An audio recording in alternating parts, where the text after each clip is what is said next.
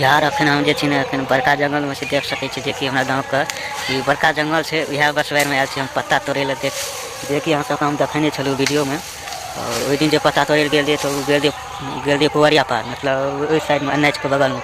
इहो छी एनएच के बगल में बड़का बसवार में छी। अहाँ सबके देखा दै छी, देखै छियै कते बड़का जंगल है। काफ़ी जंगल घन है। और पत्ते तोड़े ले आयल छी जे ऊपर में चढ़ल छी, देखै छियै छै ने चढ़ल, लाल शर्ट में देखा रही है। तो ऊपर में चढ़ल है। और देख लिए कि हम छे और लड़का छे, 2 आदमी छे साथ में।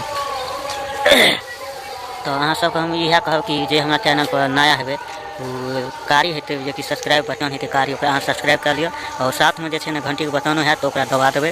और ऐसे की हेते जे कि कोई भी हम न्यू वीडियो डालबे तो अहाँ सबके पास पहुँच जेते। अहाँ सबके जे छे हम लंबा वीडियो नहीं देखाब कि जे कि अखन जे छे ना चैनल जे छे ना नया स्टार्टे कर लिए हन।